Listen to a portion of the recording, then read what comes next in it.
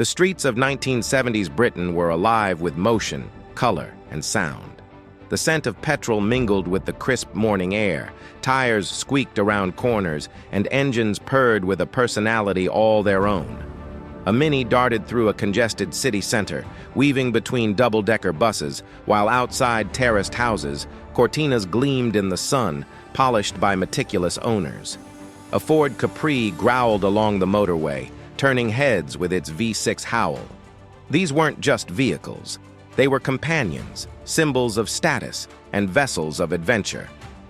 Tonight, we journey into a world where cars weren't merely modes of transport. They were living, breathing icons of an era. The 1970s in Britain were a golden age for motoring. Families, young drivers, and ambitious professionals all found identity and joy in the cars they drove. Streets, lanes, and motorways were filled with machines that carried not just passengers, but dreams, aspirations, and memories. It was a time when the choice of car spoke volumes.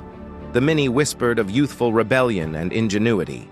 The Cortina, dependable and familiar, spoke of daily life and family traditions. The Capri, sleek and aspirational, roared ambition and desire. Each car had character, quirks, and a soul, weaving itself into the daily rhythms of British life. In this journey, we explore 15 cars that shaped a decade. Cars that defined the era, from modest town runabouts to roaring sports machines, and from rugged countryside icons to luxurious executive saloons. The Cortina was everywhere. Parked outside modest terrace houses, lined in company car parks, towing caravans along the M1, it was the car of the people. The Mk3 onwards offered roomy interiors, reliable engines ranging from 1.3 to 2.0 liters, and the legendary soft floating ride courtesy of its AA suspension. Inside, the Cortina was comforting. You could hear the gentle hum of the engine, feel the easy clutch underfoot, and turn the light steering with minimal effort. It became a staple for learners and seasoned drivers alike. Families loaded picnics for seaside adventures, dads polished chrome bumpers every Sunday, and sales reps logged tens of thousands of miles each year. Culturally, it was immortalized in songs like Grey Cortina, embodying a simple, practical, and reliable ethos. Clean lines, rock-solid simplicity, and muted colors like silver or blue made it a canvas for everyday life, and almost everyone had a Cortina story. Think about your own first car. Did it spark joy, freedom, or perhaps even a little mischief? The Escort was the car for teenagers dreaming of adventure. Over 1 million sold, it offered light steering, peppy engines, and a playful personality. Sporty variants, the Mexico and RS 1600, featured twin carburetors, leather seats, and throaty exhausts that made every ride feel like a rally stage. Rear-wheel drive and balanced handling gave it credibility beyond its humble origins. 3- and 5-door hatchbacks made it practical for surfboards, suitcases, and weekend escapades. Bright colors, avocado green, harvest gold, combined with chrome bumpers and rear spoilers, etched the Escort into the memory of a generation. From school runs to spirited backroad drives, it was versatile, reliable, and undeniably cool. Many baby boomers recall blasting their mom's old Escort with the radio cranked, feeling like heroes on narrow country lanes. Ever wanted to own a classic rally car? Picture sliding into an Escort RS 1600, grin guaranteed. British Leyland's answer to the Cortina, the Marina, was the everyman's car.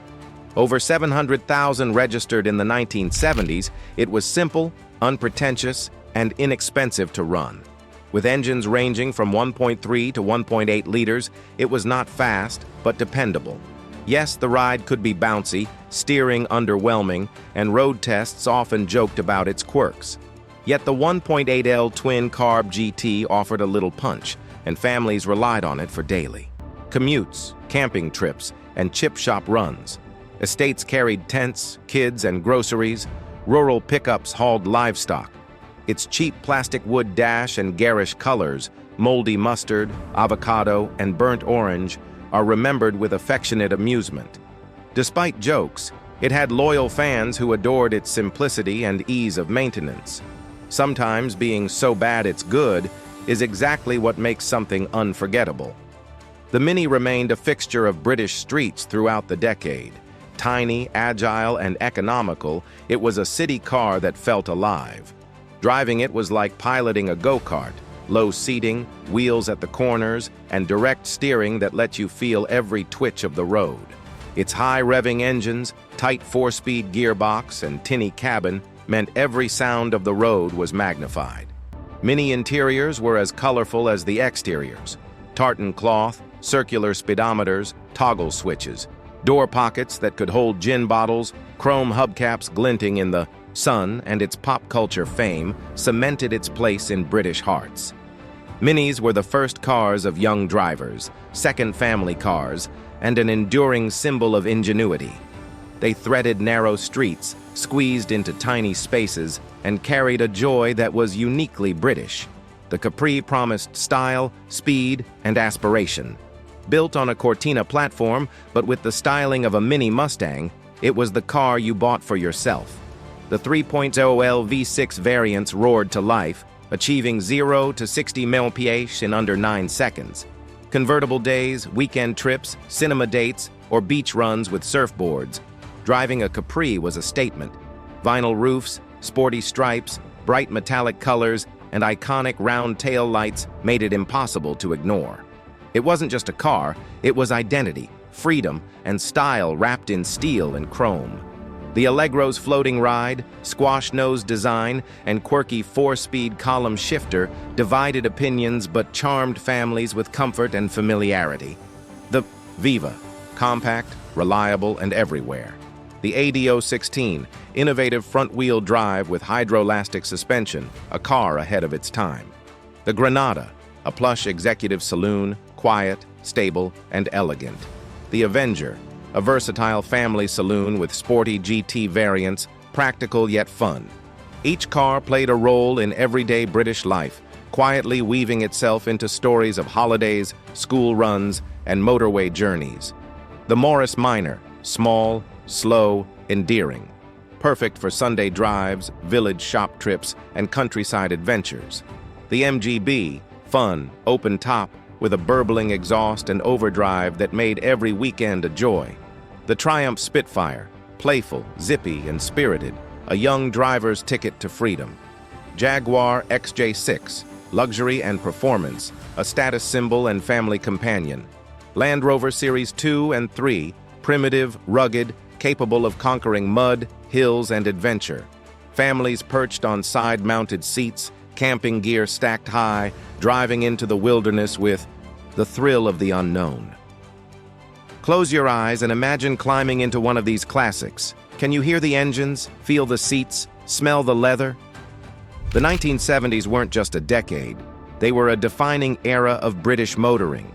From the humble Cortina to the sleek Capri, the playful Mini to the luxurious Jaguar, these cars carried stories, dreams, and memories.